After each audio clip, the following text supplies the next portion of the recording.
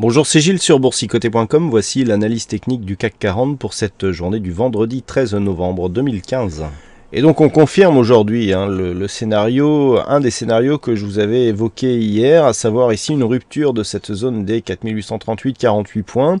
On a bien ouvert sur un gap, c'était un des scénarios que je vous avais indiqué hier, à différence près qu'on a comblé ce gap et puis ensuite on a matérialisé une poursuite de mouvement baissier. Donc on valide ici la rupture de cette zone de retracement à 23,6% de Fibonacci sur la précédente tendance haussière et on se dirige désormais vers la zone des 4731,33 points.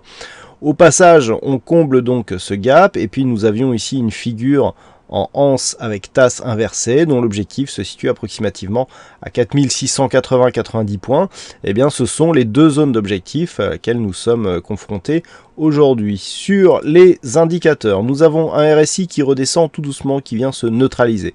Le stochastique qui avait démarré ici un signal baissier confirme ce signal. Le signal a une belle amplitude qui se mesure ici entre l'indicateur et sa ligne de signal. Le MACD confirme le mouvement et accompagne donc cette baisse depuis ici cette zone de point haut. Le MACD avait bien anticipé et avait bien détecté le fait qu'il n'y avait plus de dynamique à partir de cette phase. Donc on est ici vraiment sur une poursuite du mouvement baissier qui est confirmé à tous les niveaux.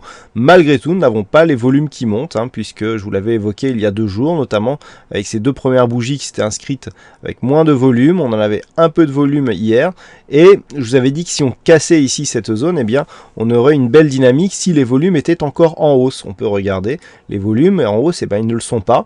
On reste ici sur des volumes qui sont inférieurs à la moyenne, je dirais, ce qui est un élément qui nuance un petit peu la dynamique baissière que nous avons aujourd'hui. La volatilité monte légèrement, ce qui est souvent le cas sur les phases baissières. Donc, bon, pour simplifier, on a vraiment une phase ici de consolidation qui se met en place.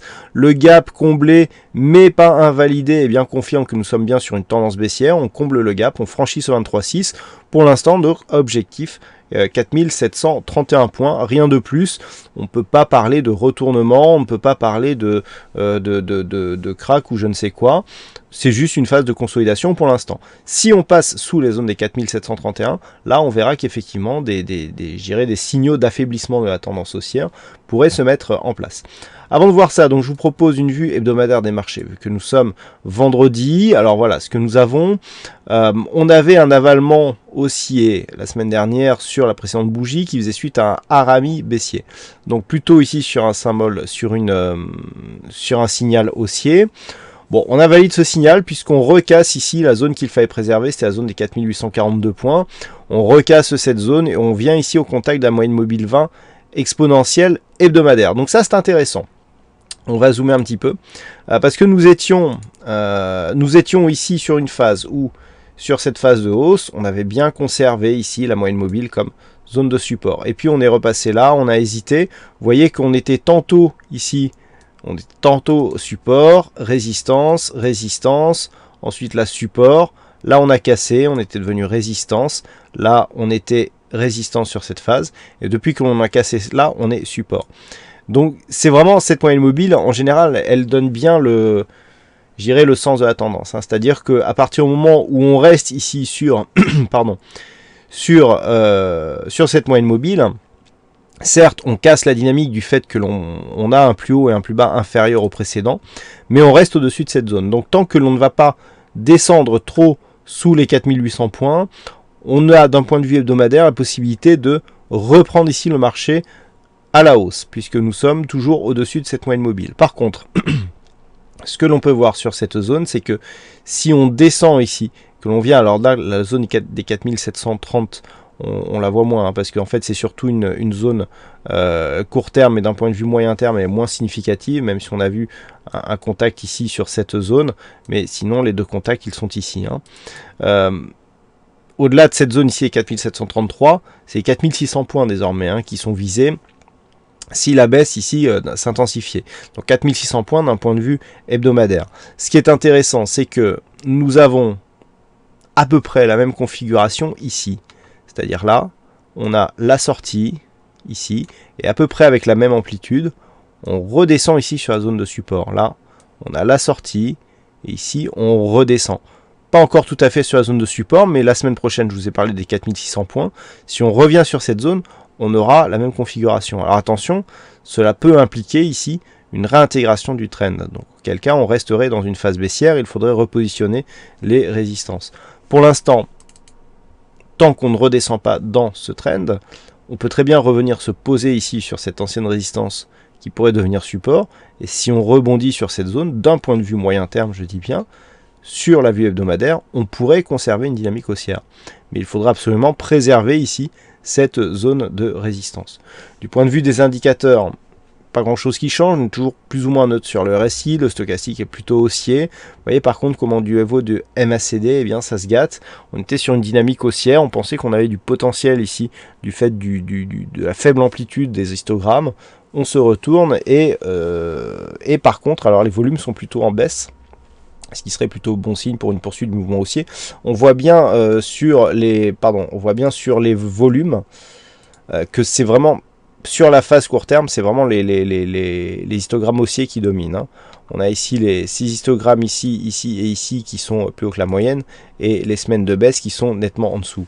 Donc pour l'instant, on est sur une prédominance des séances haussières, enfin des semaines haussières, mais ça peut changer. Donc la semaine prochaine, ce qu'il faudra surveiller, d'un point de vue hebdo, donc pour le moyen long terme, 4842 points, c'est la zone centrale un petit peu. Il faudrait absolument que l'on revienne au-dessus de cette zone pour essayer de préserver ses chances et revenir ici sur la zone des 5150-5200 points. Sous cette zone, on a un objectif qui peut être l'objectif hebdomadaire ici entre 4630 et 4600 points.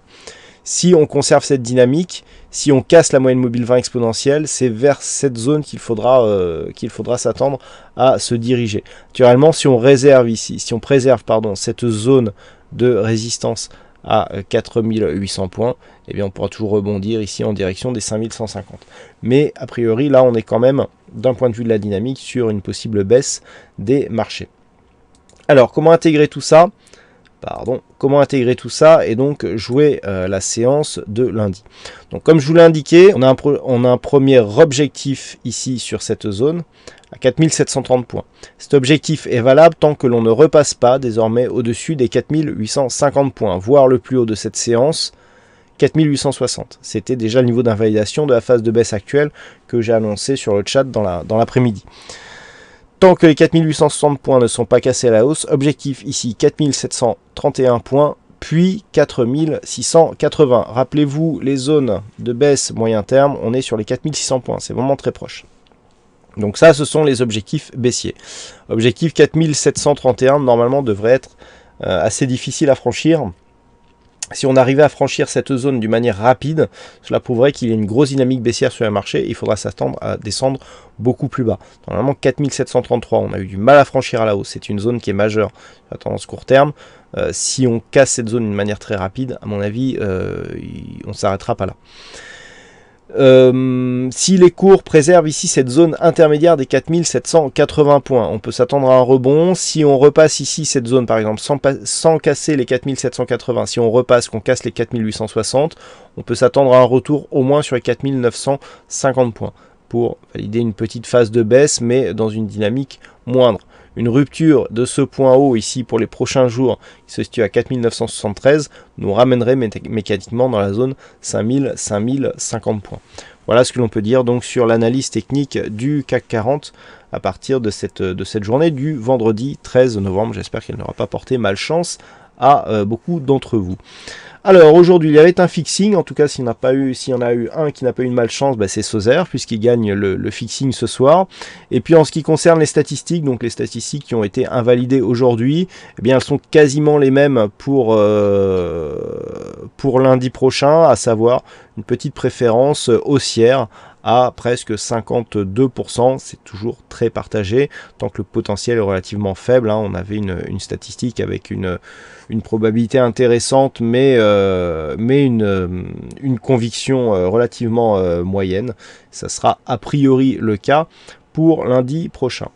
Voilà donc pour cette analyse technique du CAC 40. Passez une bonne soirée, un bon week-end, bonne chance dans le prochain trade et on se retrouve donc dès la semaine prochaine pour d'autres analyses techniques sur le site boursicoté.com et puis aussi pour la Bing Traders Cup à laquelle j'ai été sélectionné et donc qui commence dès lundi prochain. Toutes les informations seront bien entendu relayées sur le site boursicoté.com. Voilà, bon week-end à tous et à la semaine prochaine.